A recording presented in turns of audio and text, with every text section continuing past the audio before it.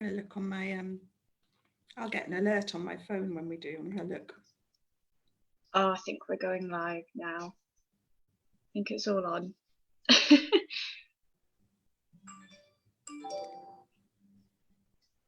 Yes, we're on. Great. Lovely. I've got an alert. Right. I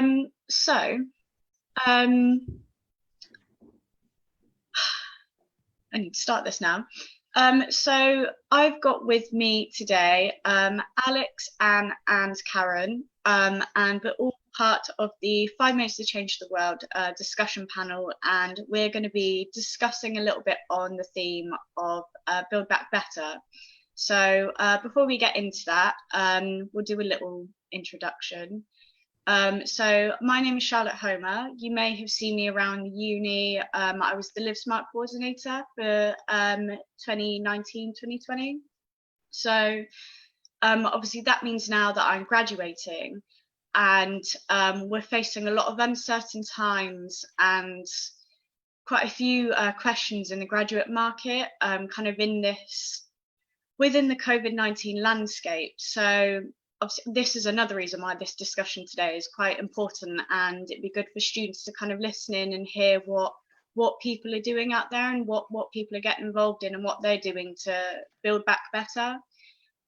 So that's a little bit about me, but Alex, do you want to introduce yourself? Thanks, Charlotte. Our little star member of our team this year. You've done a brilliant year's work, and thanks for coming in and hosting this with us today. It's great to have you. So I'm Alex Ryan, and my job at the university is Director of Sustainability. So that means that I look after the university's sustainability program and strategy, which goes right across how we run the university, how we work with our partners in the community, but most important of all, how we change the education and research experiences of our students so that when they graduate, just as you will, they can go out and make a big difference to sustainability in the world. And Anne, would you like to give us a little intro about yourself? Thanks, Charlotte. Yes, I'm Anne Cranston. I'm head of projects at Gloucester Cathedral. That's my day job. It's a fantastic, incredibly varied job looking after the fabric and some of the operations of a building which is getting on for 1,000 years old, on a site where there's been continuous worship for a lot longer than that. So some of the things that I have been looking after that you might have seen is the change in landscaping. We used to have a very unattractive car park outside the cathedral. We now have a really welcoming green space for people. We had Museum of the Moon, which came to the cathedral, was 70,000 people came to see that, really powerful piece. And that was something that I got to look after. We regularly take on and train apprentice stonemasons, and I look after that. And then I get to do exciting projects like making sure the drains work as well. So that's my day job. In my spare time, I'm a member of Gloucester Heritage Forum. You might not think that Gloucester has an awful lot of both built and other heritage, but it does, and we're trying to use that to kind of think about the future of the city.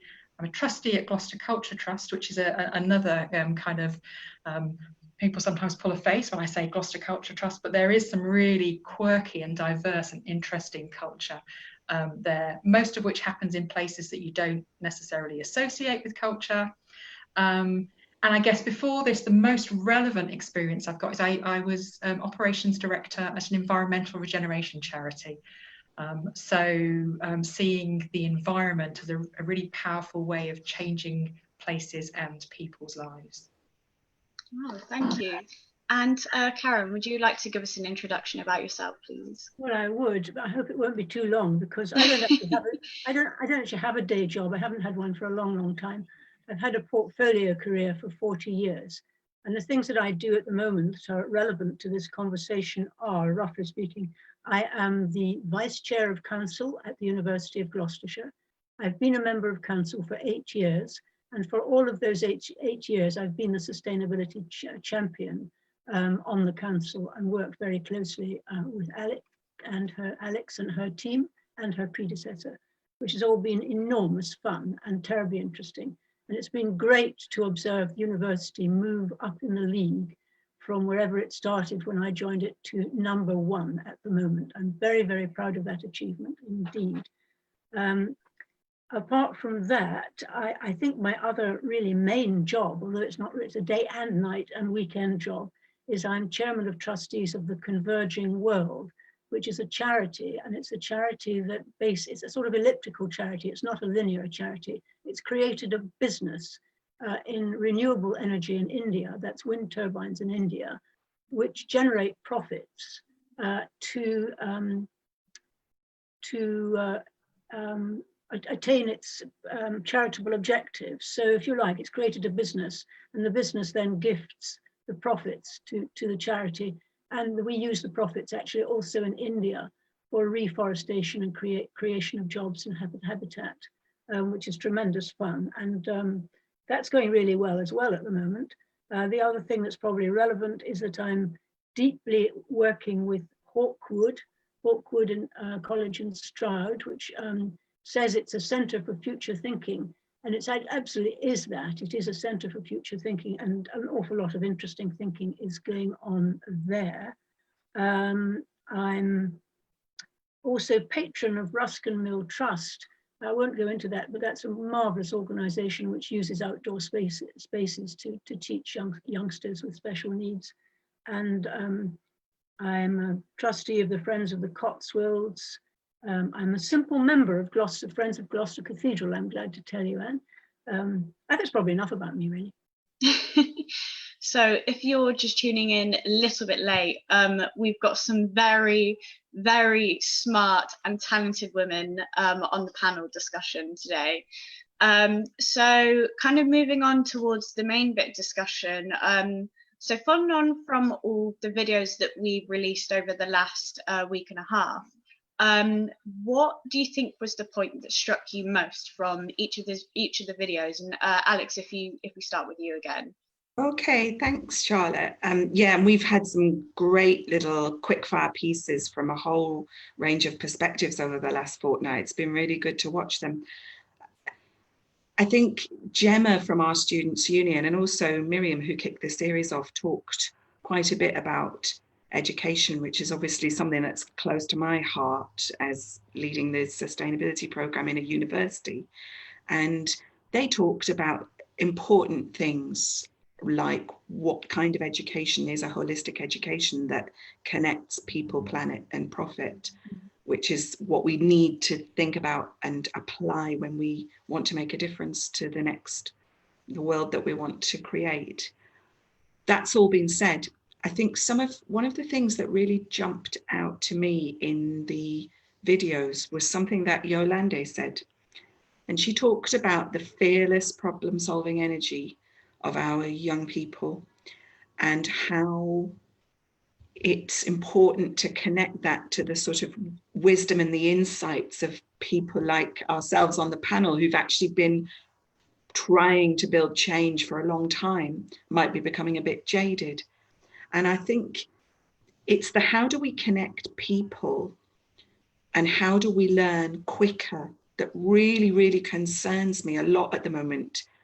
I think that's the challenge that we're facing now that we're in this unique, strange disruption that is coming from a combination of the climate crisis and now the coronavirus factor and the fact that we've had a pandemic come upon us.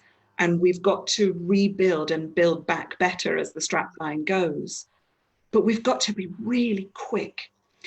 My day job involves me in making sure that we do everything we can so that students who are studying 2- and 3-year programs can really deeply understand sustainability.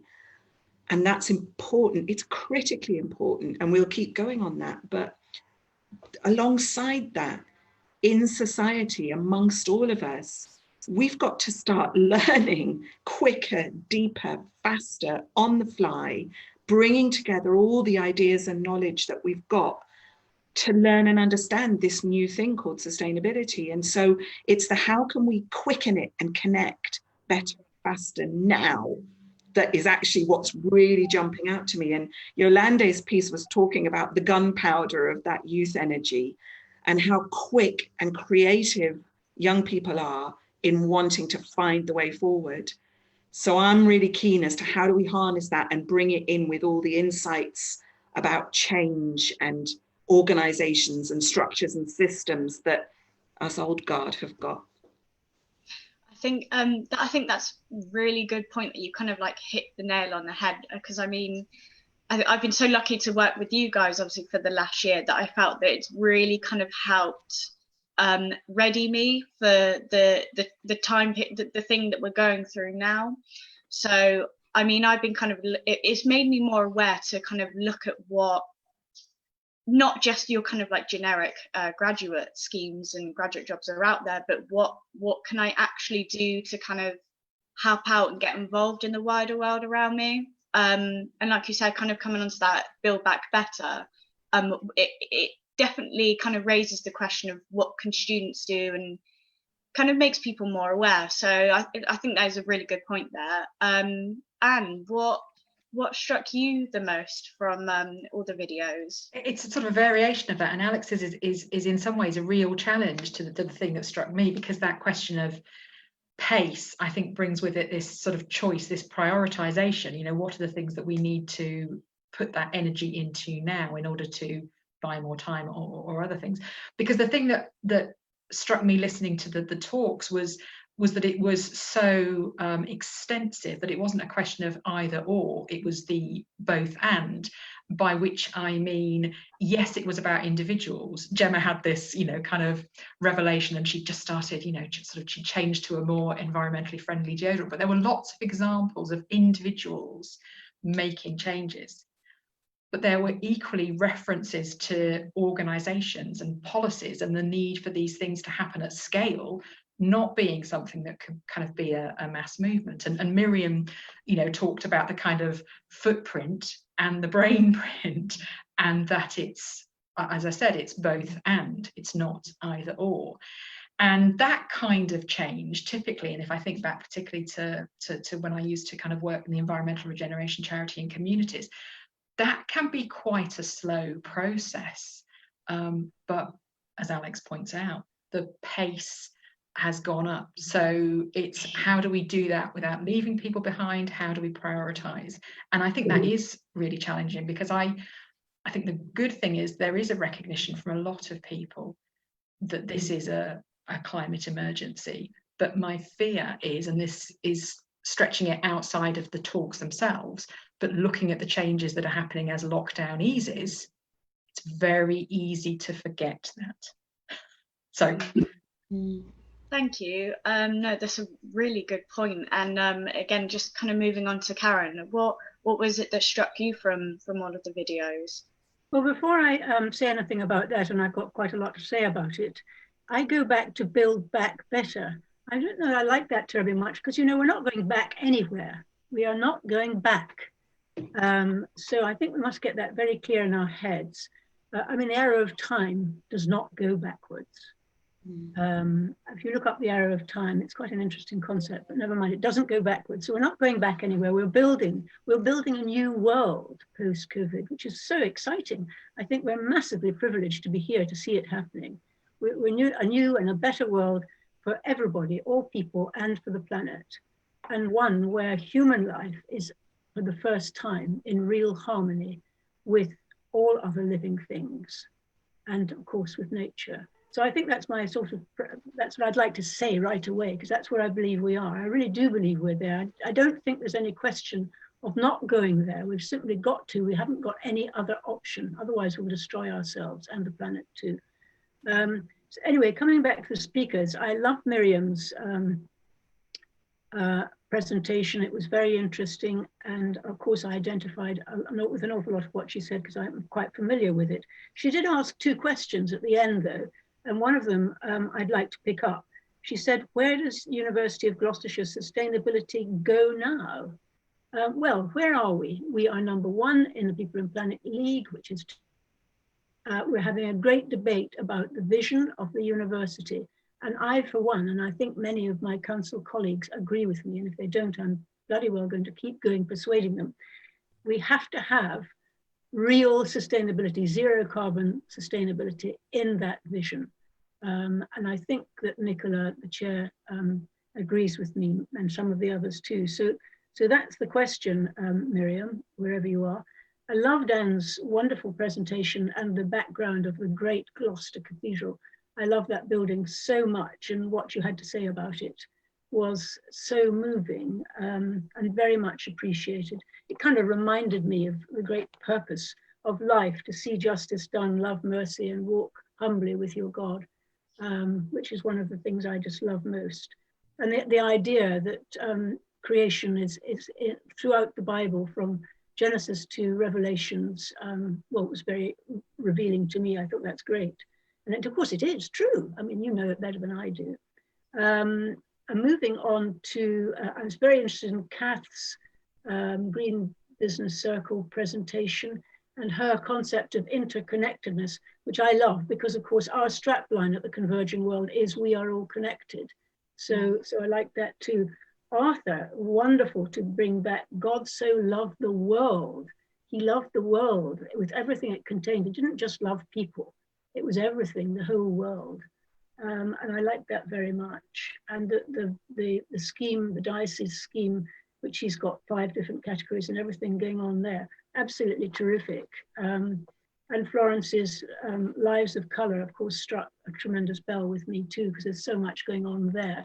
I'm pretty involved with the Society of Merchant Venturers in Bristol, and of course which of course is vitally or completely connected with Coulston, and all of the things that have been going down around there have been very relevant. So that's probably enough for me too. It's interesting you bring up the Coulston and the issues around Black Lives Matter that have come up, because that's a great example for me of one of the and both dilemmas that we've got going on now. We've got to crack the equity and justice questions, yes, around our diversity agendas, which, you know, we can see with the death of George Floyd. It's just provoked an uproar of concern about how, like you said, Karen, we cannot go back. We've got to go forwards. But at the same time, we've got the climate crisis. And actually, there are connections between these two concerns, but we've got to find that, and we've got to find it fast. That's the world we've got to create. So it's good, I think, for us to be getting sharper at bringing these agendas together and joining the dots. I think that's true. I think from what all of you kind of said, I think that idea of the and, it kind of really brings into, I almost want to say, like, the theme of community. It seems to me it's the really big kind of point that people need to start realizing, that in kind of like you said, Karen, that it's not about kind of going back, it's this new world, and we all need to kind of chip into it together and really kind of crack that and nail that down. But some really good discussions there, some really interesting points touched on, and kind of going off the back end of that, I suppose the next question is, what are all of you doing to, within your roles and what you do, to kind of build back better? So Alex, if you want to take away with that one first. Yeah, and thanks for mentioning community, Charlotte. I think that's really important. I was lucky enough to listen to Jonathan Porritt talking last night.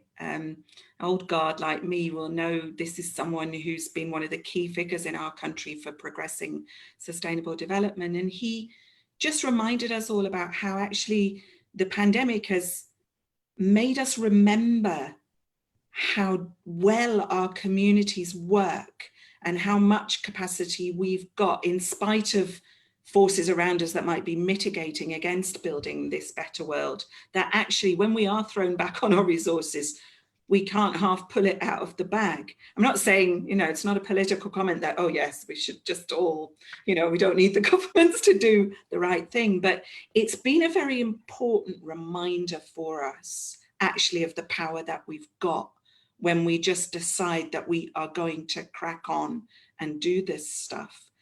And I also was watching on TV last night, I saw George the Poet doing a nice little piece about how we should just get on and create our own electric slide, make the governments run that way. We've got to bring that forward. I think just answer your question, I just wanted to reinforce that point for you, with you've brought up quite rightly about community and its power when we connect. But to answer your question, I think my own sort of response to my own dilemma about the pace thing is that one of the things that I'm most excited about next year is that we're going to be building more of an online learning resource around sustainability, learning, professional development and change, and what that looks like, and hear from experts both within and outside of the university around how they do that. What do they think the challenges are? What are the skills like? And we hope that hearing from people will be a very fast way for people to gen up on this stuff.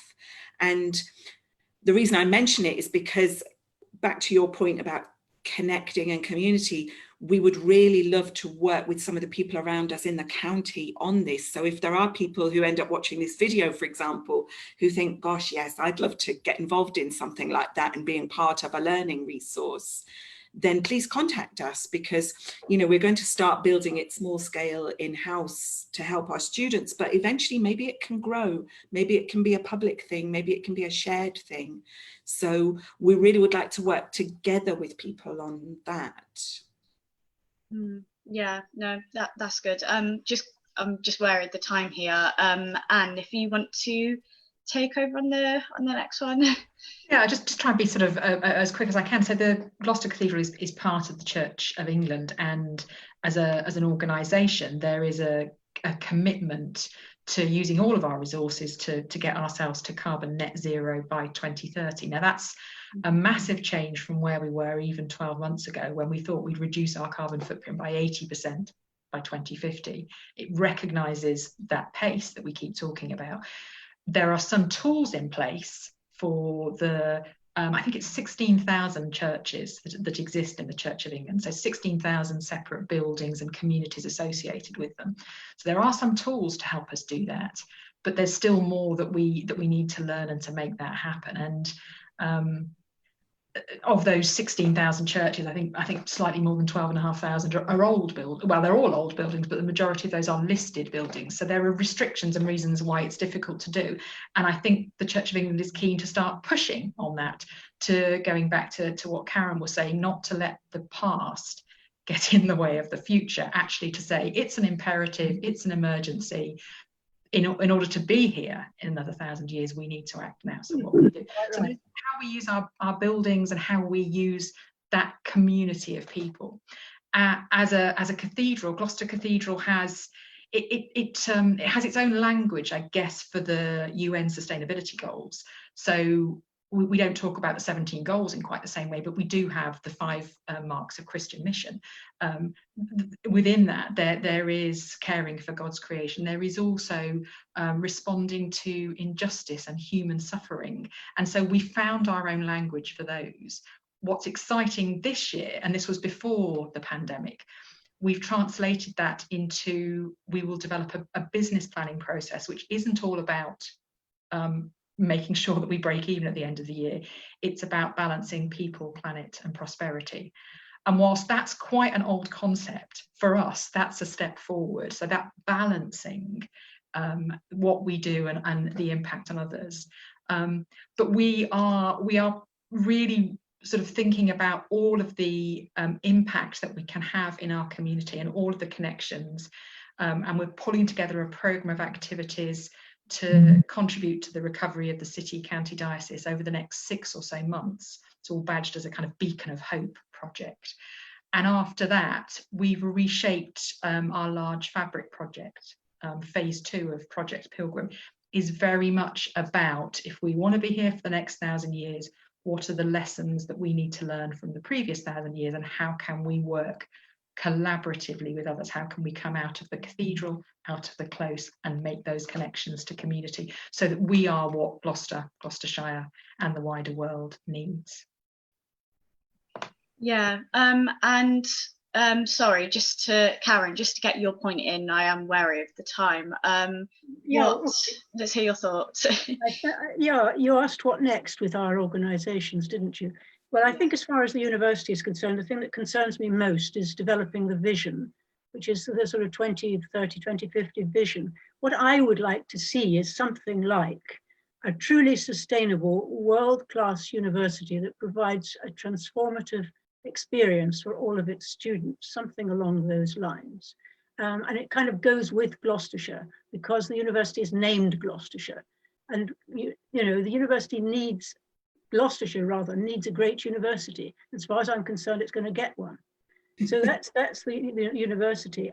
The converging world is in a very exciting state at the moment because we are about to scale up in a very big way from about 12 megawatts of electricity from turbines in India up to about 200 megawatts. And to do this, we need a great deal of money, which I think we're going to raise.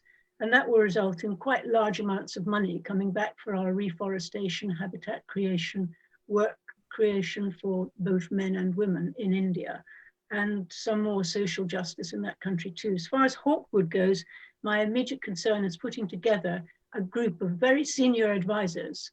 And the senior advisors will in fact include both myself and Jonathan Porritt, I'm glad to say, and quite a few other household names.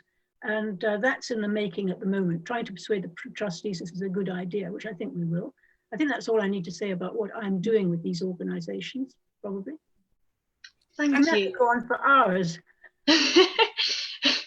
Thank you. I think that kind of, it joins on that. I mean, my next question was going to be, what do you think kind of individuals or groups could get involved with to kind of help support each of your different kind of roles? But if I'm just looking at the questions come up here, Alex, I think this is a question for you from Robert Ball. He asks, how do we get in touch if we want to support the development of the online resource? So I'm not sure. There's if you go to the university's main website page, University of Gloucestershire, and just scroll down in the bottom bar, you can see sustainability. And that, if you click there, it takes you into the little sustainability portal of the university, and our email address is down in the footer bar of the website there. It's not a big portal, not a little one.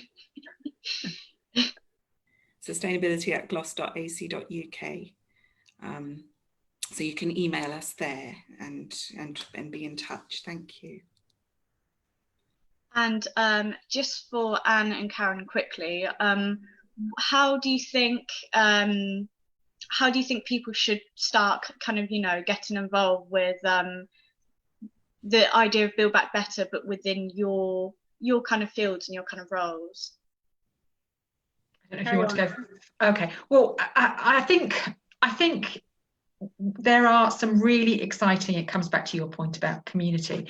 We have seen some really exciting community initiatives where people have recognised their connections to neighbours and to where their food comes from, and people have been informally volunteering. That might have been coordinated later on, but an awful lot of what I have seen over the last 3 months is people putting themselves out, recognising their connections to people, and just being decent. And I think that connection, that seeing how you know your neighbour connects to you, and building on that, and taking that very, very local approach. There is absolutely nothing wrong with the, you know, thinking global, acting local. I'm really keen to see where that goes. We can all make changes in our kind of individual lives. The one that we are encouraged to make is to give up meat altogether and to eat less meat, and I think I would encourage everyone to do that. It doesn't fit with any of my jobs or my kind of volunteering, but it's the one that everyone can do as an individual. But I think it's about those connections. It's individual action and local connections for me.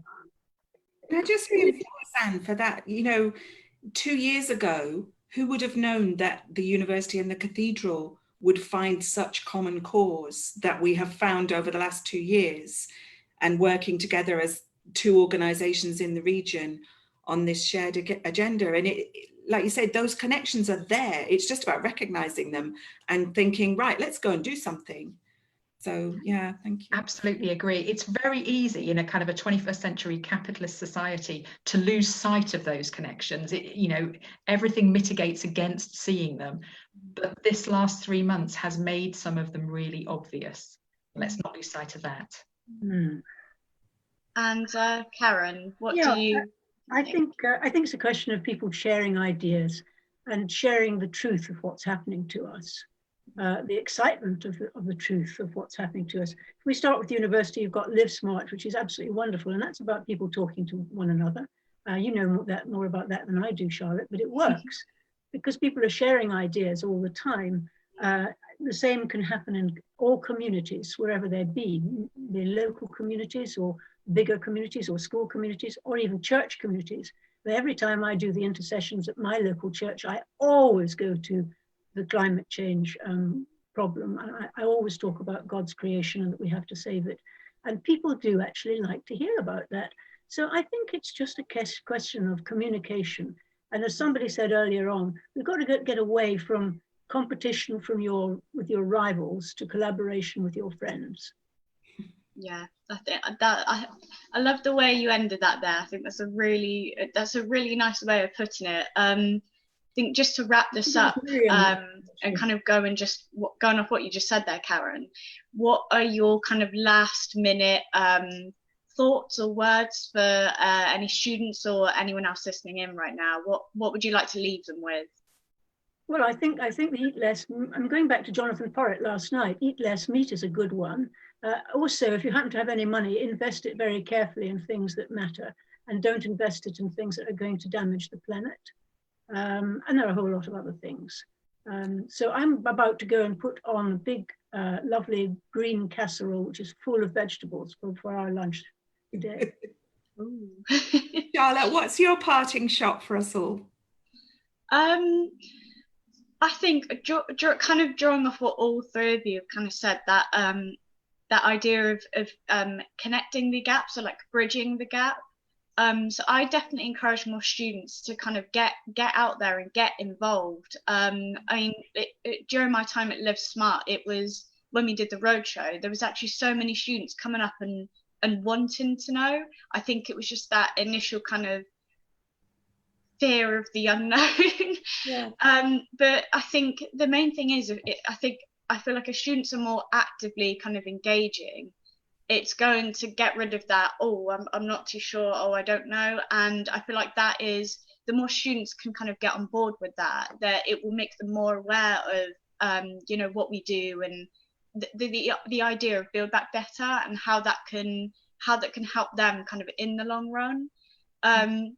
But I think it'd be great my kind of like wish or hope would be to kind of have, and I think I did put this to Miriam before, but it would be kind of around, at the beginning of like freshers, when we get the new influx of students in, to be able to sit down and actually have that discussion with them and make them aware of, Live Smart as a resource to them and all these other things. But yeah, I won't ramble on any further. Is there anything else anyone wanted to add to that? I think we should thank you very much, Charlotte, for being an excellent chair. You do much better than any of the rest of us could have done it. Absolutely, yeah. Keeping us all on track and on time. Well, thank you all for joining me. I think we've had some really good, kind of insightful and deep discussions here. And I do hope that everyone watching, kind of, even if you're tuning in late, I'm sure there'll be a chance for you to play back and watch it. So definitely have a look and have a look at some of the things we've mentioned in this discussion. I feel like it really helped to get to grips with what we do and what Build Back Better is all about. So yeah, I think on that note, we'll end there. So thank you to everyone who's tuned in and given us a few questions. Yeah, I hope to hear from more people and more students get involved. Yeah. Right. Thank you, Charlotte. Thanks, everybody. Thank you. Thank you.